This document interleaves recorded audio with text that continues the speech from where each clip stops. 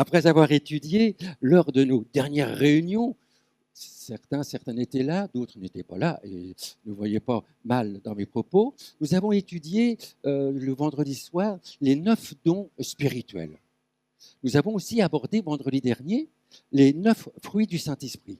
Alors, nous trouvons les 9 facettes du fruit du Saint-Esprit dans l'épître de Paul aux Galates. Vous connaissez Galates 5, versets 22 et 23.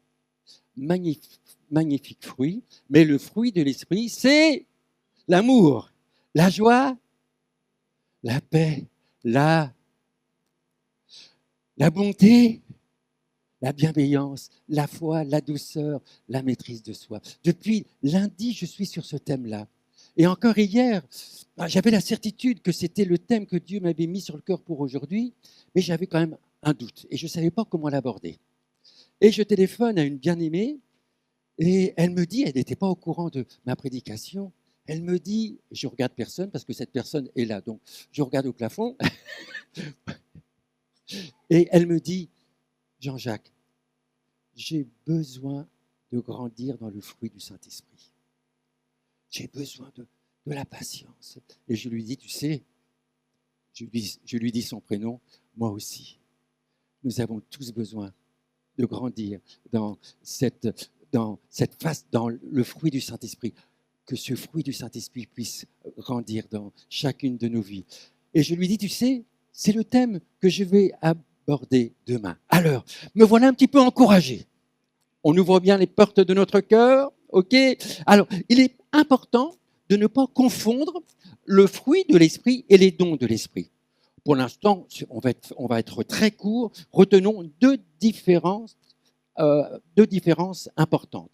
Premièrement, les dons du Saint-Esprit, eh bien, sont la manifestation surnaturelle de la puissance de Dieu à travers nous. Les dons surnaturels. Tandis que le fruit du Saint-Esprit est la manifestation du caractère de Jésus. Quand on est rempli du fruit du Saint-Esprit, on manifeste le doux caractère de Jésus-Christ. Plus nous sommes remplis du Saint-Esprit, plus nous manifestons l'amour de Jésus à travers nous, car nous connaissons bien ce passage dans Romains 5,5, parce que l'amour de Dieu est répandu dans nos cœurs par le Saint-Esprit qui nous a été donné. Plus nous sommes remplis du Saint-Esprit, plus l'amour de Dieu remplit notre cœur. Deuxièmement, nous devons garder à l'esprit que le fruit et les dons sont issus du... Oui, Carole, bravo. Cependant, considérons cette différence importante. Le fruit de l'esprit pousse. Un fruit, ça pousse. Et ça grandit également. À la suite du travail de ce qu'on appelle, n'ayez pas peur du mot, ce n'est pas un mot barbare, du travail de la régénération de l'esprit appelé la nouvelle naissance. Nous sommes nés de nouveau, l'Esprit de Dieu habite en nous, et il y a un progrès de cette nouvelle naissance. Le fruit du Saint-Esprit commence à s'installer dans notre vie, alors que les dons surnaturels résultent du baptême dans le Saint-Esprit. Ce n'est pas le propos d'aujourd'hui. Cette nouvelle naissance se produisant lorsque nous laissons Jésus œuvrer dans notre cœur. Nous le laissons entrer dans notre cœur et Jésus va commencer à faire un travail merveilleux. On ne comprend pas pourquoi, comment, mais il le fait. Comment expliquer la naissance d'un enfant ? Il y a bien sûr une partie active de deux êtres qui s'aiment, qui s'unissent, qui vivent dans l'intimité, qui se donnent l'un à l'autre. Et puis, dans l'intérieur de la femme, il y a une rencontre de la cellule de l'homme avec l'ovule de la femme. Et cela va résulter la naissance d'un être humain. Oui, Sophie, tu as deux magnifiques enfants. Hey, c'est toi. Mais oui, Benjamin, tu es le résultat de l'amour de ton papa, Alexandre, et de ta maman, Sophie. La science explique certaines choses, mais il y a quand même une part d'un mystère néanmoins en cela. Expliquez tout cela. Il en est de même quand un homme, une femme, jeune ou moins jeune, rencontre Jésus. Lorsque cette personne commence à comprendre l'amour de Jésus manifesté à la croix, pour qu'il soit pardonné, sauvé de ses péchés, pour qu'il ait la vie éternelle, eh bien, il commence à laisser entrer Jésus dans son cœur.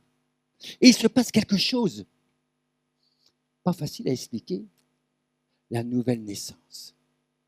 C'est ce que d'ailleurs Jésus va dire à Nicodème, cet homme religieux. Jésus lui répondit, en vérité, je te le dis, si un homme ne naît de nouveau, il ne peut voir le royaume de Dieu. Difficile, n'est-ce pas, à expliquer cela. Et pourtant, devant Jésus, il y a un homme érudit, il y a un rabbin, Nicodème, qui connaît les Saintes Écritures. Ainsi, Jésus continue, le vent souffle où il veut, et tu en entends le bruit, cette nuit aussi. Hein. Vous avez entendu le vent, mais tu ne sais d'où il vient, ni où il va. Il en est de même de tout homme qui est né de l'Esprit. Nicodème lui dit, mais comment cela peut-il se faire? Difficile à l'expliquer. Pas plus tard que dimanche dernier, une personne bien aimée, autre que celle que je citais tout à l'heure, qui est aussi présente, qui dimanche dernier venait seulement pour la deuxième fois. Je regarde mes notes pour pouvoir regarder. Vous regardez parce que vous dites, c'est qui qui vient dimanche dernier, qui est venu pour la deuxième fois dans ce lieu pour écouter la parole de Dieu, recevant la parole de Dieu dans son cœur, avec soif, laissant entrer Jésus dans son cœur, me dit seulement ceci après le culte. Cela ne s'explique pas, cela se vit. Et la personne qui est là, elle peut acquiescer de la tête. Moi, j'ai dit, c'est vrai, tu as raison. Cela ne s'explique pas, ça se vit. Et c'est quelque chose de merveilleux, de la nouvelle naissance. On écoute la parole de Dieu, on laisse la parole de Dieu entrer dans notre cœur, on la reçoit, on vit avec Jésus, et là, il se passe quelque chose. Il y a la nouvelle naissance. On est de nouveau à la vie de l'esprit. Et là commence le travail du fruit de l'esprit, l'amour, etc., etc. L'évangile, c'est cela. Pas moins, pas plus. Laisser entrer Jésus dans son cœur, reconnaître qu'on est pécheur et reconnaître que Jésus a pris tout sur lui afin que nous soyons pardonnés, afin que nous soyons guéris. Alors revenons au fruit du Saint-Esprit qui pousse et grossit dans notre vie, suite au travail de ce qu'on appelle la régénération de l'esprit, appelée la nouvelle naissance. Par contre, les dons surnaturels, comme je le disais tout à l'heure, résultent du baptême dans le Saint-Esprit. Le Saint-Esprit donne les dons et il fait croître le fruit. Le Saint-Esprit donne les dons et il fait croître le fruit de l'esprit. Ces deux points sont d'égale importance dans la volonté de Dieu. Dieu veut que le peuple de Dieu exerce les dons du Saint-Esprit et qu'il porte du fruit, appelé le fruit de l'esprit. Premier point, les dons et fruits spirituels sont complémentaires. Les dons et les fruits ne font pas de différence. 9 dons, 9 fruits. Bien au contraire, ils sont complémentaires. Ils ne vont pas l'un sans l'autre. Je vais nommer les dons spirituels pour au moins que vous puissiez les voir ensemble, connaître leurs noms. On ne va pas étudier les 9 dons. Ils se trouvent dans 1 Corinthiens 12, 7. Or, la manifestation de l'esprit est donnée pour l'utilité commune. Ce n'est pas pour notre cocorico, hein. C'est pour l'utilité commune. En effet, à l'un est donné. Donc, c'est un don. En effet, à l'un est donné par l'esprit une parole de sagesse, à un autre est donné une parole de connaissance, selon le même esprit, à un autre la foi par le même esprit, à un autre le don des guérisons, toujours par le même esprit. Ce sont des dons. À un autre le don d'opérer des miracles, à un autre la prophétie, à un autre le discernement des esprits, à un autre la diversité des langues et à un autre l'interprétation des langues. 9 dons, 9 fruits. Lorsque l'apôtre Paul, en 1 Corinthiens 12, 31, invite les chrétiens d'aspirer aux dons spirituels, il dit ceci: aspirez aux dons les meilleurs. Aspirez aux dons les meilleurs. Et aussitôt après avoir dit aspirer, il dit: je vais vous montrer une voie par excellence. Et cette voie par excellence, c'est l'amour. Aspirer aux dons spirituels, hop, mais l'amour, il n'y a aucune concurrence. Et cette voie par excellence, qui nous pousse à aspirer avec zèle aux dons spirituels, c'est la voie de l'amour. La Bible est claire sur ce point, mes bien-aimés.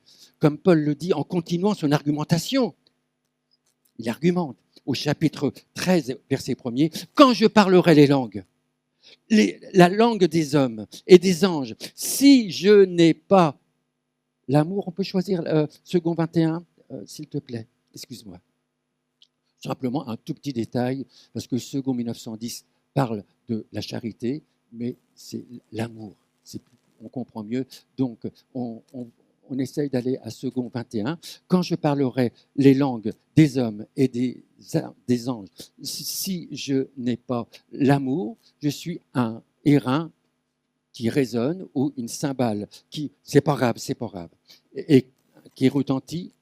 Et quand j'aurai le don de prophétie, la science de tous les mystères et toute la connaissance, et quand j'aurai même toute la foi jusqu'à transporter des montagnes, si je n'ai pas l'amour, je ne suis rien. Inversement, nous pourrions manifester le fruit de l'amour, mais devant un malade qui a besoin de guérison. Le fruit de l'esprit ne sert à rien, ne suffit pas. Même si le fruit de l'esprit est important, mais devant un malade, il faut l'opération du don spirituel, de la guérison. Il faut la manifestation de la puissance de Dieu à travers les dons spirituels. Jésus en est le parfait exemple. Il portait à la perfection le fruit de l'esprit dans sa vie et dans son caractère. Mais il exerçait toujours les dons du Saint-Esprit. Les dons de l'Esprit le rendaient capable de mettre son caractère en action. Il aimait, il guérit.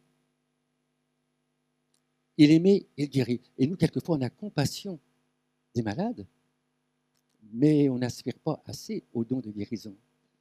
On a compassion, mais quelquefois, on ne manifeste pas, mais on le manifeste aussi. Et gloire à Dieu. On prie, et j'ai encore reçu des témoignages cette semaine de guérison au milieu de nous. Matthieu 14, 14. Quand il sortit de la barque, donc Jésus, il vit une grande foule et fut ému de... Et que fait-il? Il guérit les malades. Matthieu 20, 34. Ému de compassion, Jésus toucha leurs yeux. Ce sont les yeux des deux aveugles. Et aussitôt, ils recouvrèrent la vue. Il aime, il guérit. Fruit de l'amour, les dons du Saint-Esprit. Marc 1, 41, 42, Jésus, ému de compassion, étendit la main, le toucha et dit « Je le veux, sois pur ». Aussitôt, la lèpre le quitta et fut purifiée. C'est une chose que de faire preuve de compassion. Et il le faut, bien sûr, à l'encontre d'une personne malade. Mais il faut la foi, le don de guérison pour répondre aux besoins de cette personne malade. Jésus en est le parfait exemple, nous l'avons lu. Nous avons donc besoin des deux. Le fruit de l'amour et aussi les dons spirituels. Ils ne sont pas opposés, ils sont complémentaires. Donc, après avoir vu la déclaration de Paul, lorsque l'apôtre Paul, en 1 Corinthiens 12, 31, invite les chrétiens d'aspirer aux dons spirituels, comme nous l'avons lu, aspirer aux dons les meilleurs, et je vais vous montrer une voie par excellence, Paul montre la complémentarité et l'importance des dons et du fruit de l'esprit. Quelques versets plus tard, Plus loin, 1 Corinthiens 14, 1. Recherchez l'amour, aspirez au don spirituel. On revoit de nouveau le don et aussi le fruit. Recherchez l'amour, aspirez aussi au don spirituel. Notre attitude est différente face au don de l'esprit et le fruit de l'esprit. Regardez, l'un se reçoit parce que c'est un don charisme, quelque chose que l'on reçoit par grâce. C'est une faveur imméritée. Cependant, il faut de notre part bouillir d'envie. Bouillir d'envie pour le recevoir. Nous lisons « aspirons » au don spirituel. Ce verbe « aspirer » dans le grec est zélo, comportant les idées suivantes, brûler de zèle, bouillir d'envie, être fortement désireux, aspirer au don spirituel. Et l'un se cultive. C'est un fruit. Il nous faut le rechercher. Ce verbe rechercher dans le grec signifiant courir pour attraper une personne. Vouloir fermement acquérir. Je recherche l'amour. Je vais courir derrière l'amour. Je veux obtenir ce fruit de l'esprit, l'amour. On retrouve cette pensée dans 1 Pierre 1, 22, second 21. C'est un texte phénoménal et qui, je dois vous le dire, depuis lundi, si je peux m'exprimer ainsi, me poursuit. Ce verset me poursuit. On le connaît, mais pour moi, ça a eu une conséquence dans mon cœur incroyable. Aimez-vous donc ardemment.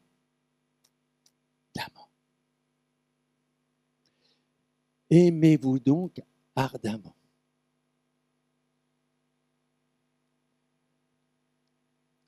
Les uns les autres d'un cœur pur. Cette recherche de l'amour d'un cœur pur doit se faire résolument. Je veux, Dieu désire que nous puissions nous aimer ardemment. Pas, oui, je t'aime de l'amour du Seigneur. C'est vrai, mais que ça soit réel, d'un cœur pur.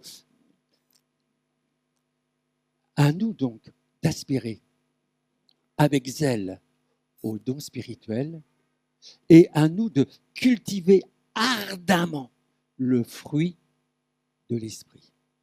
Pour Jésus, c'est un commandement nouveau. C'est mon deuxième point. Premier point qui était un petit peu difficile, je le sais, mais j'ai quand même voulu le faire. Donc, les dons spirituels, le fruit de l'esprit. Deuxième point, l'amour. Un nouveau commandement. Jésus est venu pour nous donner un nouveau commandement. C'est le commandement de l'amour. Il dira à ses disciples dans Jean 13, 34, « Je vous donne un commandement. » Un commandement nouveau. Aimez-vous les uns les autres. Comme je vous ai aimé, vous aussi, aimez-vous les uns les autres. Comment nouveau ? Les disciples ont dû se dire, non, c'est pas nouveau ça. Le commandement d'aimer son prochain existait déjà, comme on peut le lire dans le livre de Lévitique. C'est un commandement qui existait. Lévitique 19, 18, tu aimeras ton prochain comme toi-même. Je suis l'Éternel. Comment Jésus peut-il dire, je vous donne un commandement nouveau puisqu'il existe depuis des siècles dans les Saintes Écritures? Ce n'est donc pas un commandement nouveau, Jésus. Cependant, dans la loi, avant la venue de Jésus, qui était adressée au peuple d'Israël, il y a ce qu'on appelle la loi œil pour œil, dent pour dent. Qui peut se résumer toujours dans Lévitique 24, 19. Si quelqu'un blesse son prochain, il lui sera fait comme il a fait. Tu m'as blessé? Eh bien, je vais te blesser. Tu aimes ton prochain, mais il y a cette loi, œil pour œil, dent pour dent. Mais attention, si tu lui as cassé une dent, tu lui casses qu'une seule dent. Ah, s'il te casse deux dents, deux, pas plus. Ça s'arrête quand même. Si quelqu'un blesse son prochain, il lui sera fait comme il a fait, fracture pour fracture, œil pour œil, dent pour dent, il lui sera fait la même blessure qu'il a faite à son prochain. Et c'est en cela qu'avec Jésus, c'est un commandement nouveau. Nous l'entendons dire à chacun dans Matthieu 5, 43, vous avez appris dans la loi de Moïse. Vous avez appris qu'il a été dit, c'est Jésus qui parle, œil pour œil et dent pour dent. Mais moi, Jésus, je vous dis de ne pas résister aux méchants. Si quelqu'un te frappe sur la joue droite, au lieu de lui donner une claque sur la joue droite, qu'est-ce que tu vas faire? Tu vas tendre l'autre joue. C'est en cela que c'est un nouveau commandement. La suite de ces versets indique qu'il faut non seulement aimer ceux qu'on aime, c'est facile, vous êtes agréable, je vous aime, mais aimer nos ennemis. Et c'est cela, ce commandement nouveau. Aimez aussi nos ennemis, verset 47. Et si vous saluez seulement vos frères, c'est Jésus qui parle, que faites-vous d'extraordinaire? Jean-David, je t'aime. Merci. Je ne fais rien d'extraordinaire. C'est déjà bien. Parce que les païens n'agissent-ils pas de même? Soyez donc parfaits. Verset 48. Comme le Père céleste est parfait. Devant un tel commandement, nous nous sentons bien petits. Nous comprenons un peu mieux de la nécessité d'être rempli pour aimer son prochain, pour aimer celui qui ne nous aime pas. Car comme nous l'avons lu dans Romains 5,5, l'amour de Dieu est répandu dans nos cœurs par le Saint-Esprit qui a été donné. Cela devient possible, mes bien-aimés, lorsque nous sommes remplis du Saint-Esprit. La plénitude du Saint-Esprit dans nos vies apporte l'amour de Dieu dans tout notre être, jusqu'aux entrailles. Jusqu'aux entrailles. Troisième point. Il y a 4 points, je vous rassure. Ils sont courts. Troisième point. Oui, parce que vous allez me dire, oui, mais il y a peut-être encore 2 points, mais s'ils sont longs, non. Je vous aime. Troisième point, l'amour de Dieu est une puissance incomparable. Vous comme moi, en tant que croyants, en tant que disciples, nous sommes appelés à nous aimer les uns les autres. C'est le signe distinctif du véritable chrétien, du disciple de Jésus. Nous l'avons lu. Jean 13, 34. Je vous donne un commandement nouveau. Aimez-vous les uns les autres comme je vous ai aimé. Il a manifesté son amour en mourant sur la croix pour chacun d'entre nous. Vous aussi, aimez-vous les uns les autres. Juste après, verset 35, à ceux-ci, tous connaîtront que vous êtes mes disciples si vous avez de l'amour les uns pour les autres. L'amour est la véritable preuve que nous appartenons à Jésus. C'est la véritable preuve quand on a de l'amour les uns pour les autres. En tant que disciples de Christ, c'est à nous de porter bien haut la bannière de l'amour, la belle bannière de l'amour. Dieu est amour et nous manifestons son amour à travers nos vies. La Bible dit, dans Colossiens 3, 12, toujours version second 21, ainsi donc, en tant qu'être choisi par Dieu, nous avons été choisis par Dieu, saints et bien-aimés, revêtez-vous de sentiments de compassion, de bonté, d'humilité, de douceur, de patience. D'ailleurs, les fruits de l'esprit. Supportez-vous.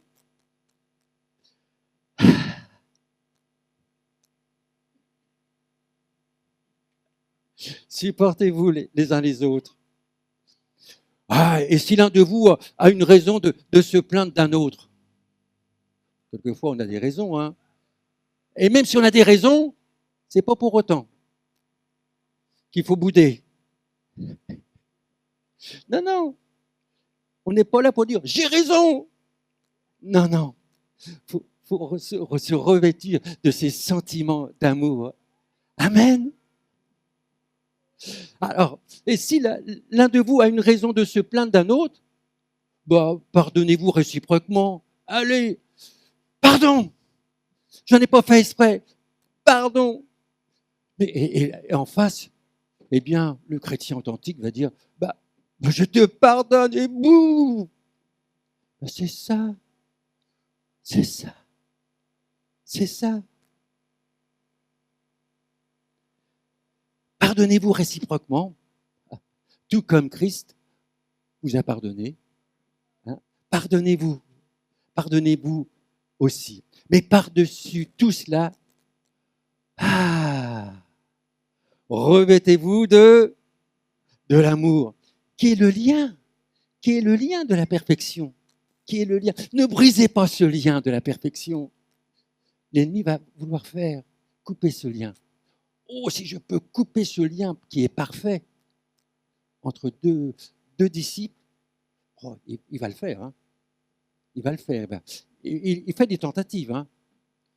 Et quelquefois, on se dit, oh, il commence à réussir. Mais, oh Seigneur, Seigneur, Seigneur, non, je ne vais pas tomber dans ce piège-là. Je vais aller voir mon frère et je vais lui dire, pardon, pardon. Vous savez, on a beau connaître la Bible, ce qui est une bonne chose. Nous pouvons l'étudier, méditer la Bible, ce qui est une très bonne chose, et aller au culte, ce qui est une bonne. Mais ce n'est que lorsque les gens verront notre amour les uns pour les autres que cela aura un impact sur leur vie. Pour savoir si vous êtes vraiment disciple de Jésus, le vrai test, le seul test, c'est l'amour, pas les discours. L'amour de Dieu est une puissance incomparable.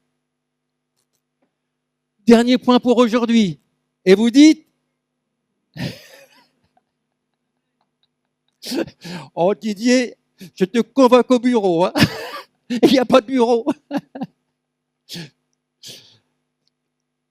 Voilà, ça fait du bien de se détendre.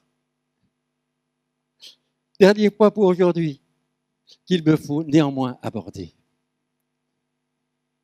Bon, je viens d'en parler un petit peu parce que c'est quelque chose qui m'est cher et que j'essaye de vivre. Il y a une personne ici, aussi une autre personne qui sait de quoi je parle. Quand l'amour est vécu, le pardon est vécu, c'est une bonne chose. Amen. Quatrième point, l'amour pardonne. Nous avons lu dans Colossiens 3, verset 13, « Supportez-vous les uns les autres. Et si l'un de vous a une raison de se plaindre d'un autre, pardonnez-vous réciproquement. Tout comme Christ vous a pardonné, pardonnez-vous aussi. » Pardonner libère. Pardonner libère. Il libère celui qui a été offensé. Pardonner aide à guérir les blessures profondes de l'âme.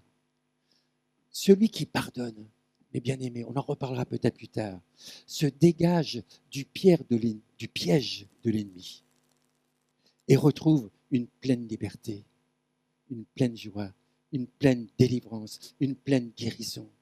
Mais si on continue à rester dans le non-pardon, on reste prisonnier.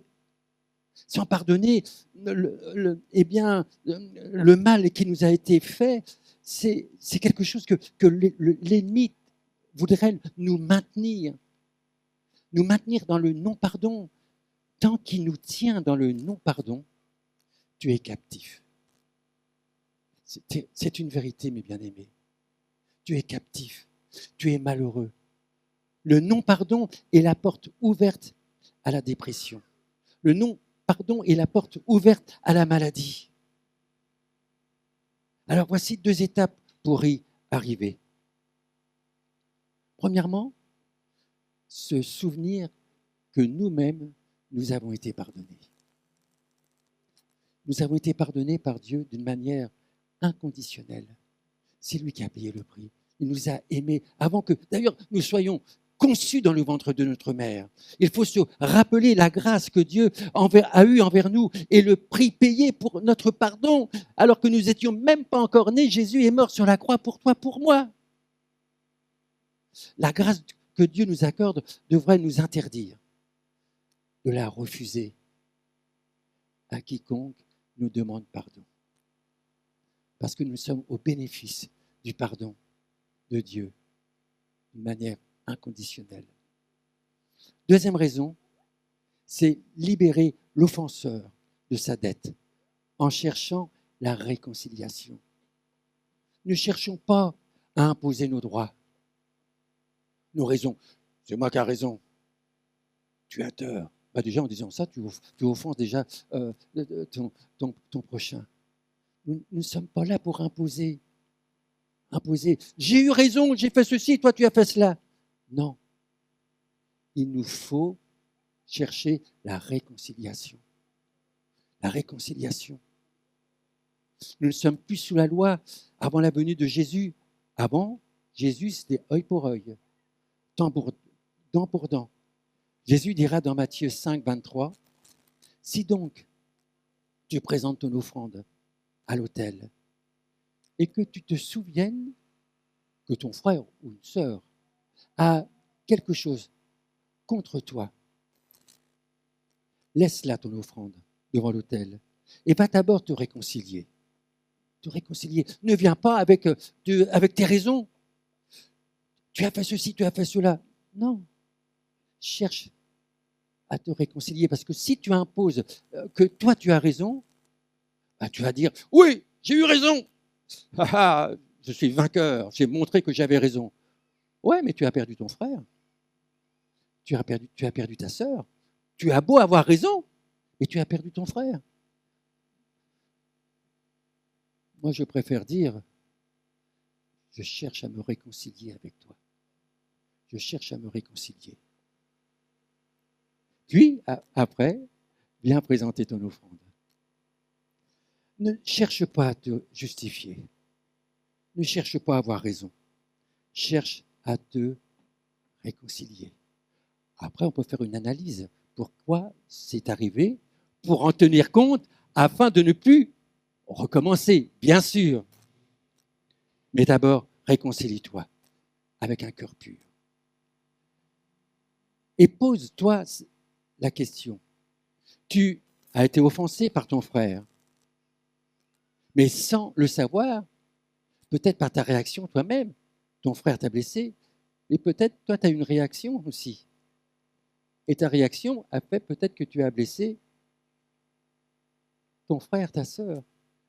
Alors quand tu dis à ton frère ou ta sœur, pardon, je t'ai offensé, je n'en ai pas fait exprès, eh bien, l'autre personne va dire, je te pardonne, mais l'autre va dire, moi aussi je t'ai offensé, je n'en ai pas fait exprès. Alors, on se pardonne, on se réconcilie et on repart, chacun libéré. Et l'ennemi a perdu. Merci Suzanne. L'ennemi a perdu. Et ça, je dirais, ça c'est son problème. Hein. Ce n'est pas le nôtre. N'oubliez pas que le péché de ton offenseur a été payé par le même amour, le même sacrifice qui a couvert tes propres offenses et annulé vos dettes. Cette personne aussi a le droit à notre pardon et elle en a besoin. De plus, le pardon est salutaire pour toi. Pardonnez, Luc 6, 37, pardonnez et vous serez pardonnés. Le pardon que tu accordes est salutaire pour toi, parce que quand tu pardonnes, tu seras pardonné. Et si on fait une déduction, quand tu ne pardonnes pas, tu n'es pas pardonné. Il faut faire preuve de beaucoup d'humilité, de beaucoup d'amour. Mais les conséquences de notre pardon sont colossales. De même que les conséquences du non-pardon dans nos vies sont destructrices. Alors je vais conclure, mes bien-aimés, par une illustration connue. Et je pense, il y a quelques années, vous l'avoir déjà racontée. C'est l'histoire de deux amis qui marchent dans le désert et qui commencent à se disputer. L'un des deux, boum, gifle son ami. Oh! Ce dernier éprouve de la peine, mais sans dire mot, il écrit dans le sable, « Aujourd'hui, mon meilleur ami m'a giflé. » Ils poursuivent leur route jusqu'à une oasis. Comme ils ont soif, ils s'arrêtent pour boire. Celui qui avait été giflé s'enlise dans la boue, tombe et commence à s'enfoncer. Son ami lui tend la main, ne le gifle pas, mais le sauve. Cette nuit-là, l'ami qui a été sauvé écrit cette phrase sur une pierre. Aujourd'hui, mon meilleur ami m'a sauvé la vie. Étonné, son ami lui demande, mais après que je t'ai fait de la peine, tu as écrit dans le sable. Et maintenant que je t'ai sauvé, tu écris sur une pierre. Mais pourquoi? L'autre lui répond, quand on nous fait du mal, il faut l'écrire sur du sable. Où le vent du pardon, peuvent souffler et effacer. Mais quand on nous fait du bien, il faut le graver sur de la pierre. Et là, ça restera dans les mémoires. Alors, mes bien-aimés, comment conclure? Comment conclure?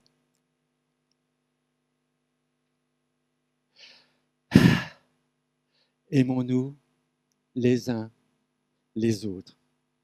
Disons du bien de notre frère. Disons du bien de notre sœur. Et surtout, mes bien-aimés, ne retenons pas le vent du pardon.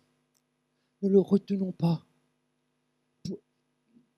L'empêchant de souffler pour offense, pour effacer l'offense. Au contraire, libérons le vent du pardon, en allant voir notre frère, notre sœur, pour nous réconcilier avec lui. Et que le vent du pardon souffle et efface toutes tes fautes. Amen. Toutes les erreurs, tous les quiproquos, tout malentendu, toute incompréhension, toute offense. Que Dieu nous bénisse. Alléluia. Merci Seigneur. Alléluia. Seigneur, nous sommes devant toi. Je ne sais comment tu as pu parler à mon frère, tu as pu parler à ma sœur. Moi, je sais en tout cas ce que tu m'as dit. Et je sais que tu parles, Seigneur, à travers ta parole. Je sais qu'il y a des blessures qui ont été la conséquence du non-pardon, conséquence d'une offense qui nous a été faite. Et nous avons nourri cette offense et nous sommes tombés dans le piège de l'ennemi. Alors Seigneur, que tu continues ton travail. C'est toi qui continues ton travail. C'est toi qui fais ce travail dans nos cœurs. Tu continues à le faire dans mon cœur, Seigneur. Et tu vas le faire aussi dans le cœur de mon frère, de ma sœur, s'il a suffisamment, bien sûr, d'humilité pour accepter de faire ce que tu demandes de faire. Alors, merci, Père. Merci, Seigneur. Je ne vais pas faire d'appel, cela ne sert à rien, on n'est pas là pour faire du spectacle. C'est quelque chose qui se vit de l'intérieur, dans son cœur. Et si Dieu a pointé quelque chose dans ton cœur comme il l'a fait pour moi, eh bien, n'hésite pas. Prie, prie, prie, afin que Dieu te donne la force, que Dieu t'inspire et que tu ailles voir le frère, la sœur que tu as offensé, peut-être sans le vouloir, mais ton frère a été blessé. Que Dieu t'aide, que Dieu t'aide. Nous avons tous besoin de Dieu, du Saint-Esprit, de la direction du Saint-Esprit, de l'œuvre du Saint-Esprit dans nos vies, le fruit de l'Esprit, qui est l'amour, pour aller voir notre frère, pour lui demander pardon. Que Dieu nous aide, mes bien-aimés, que Dieu nous aide. Si il donne le vouloir, et si Dieu te dit, va voir ton frère, sois assuré qu'il va aussi te donner le pouvoir. Amen. Amen.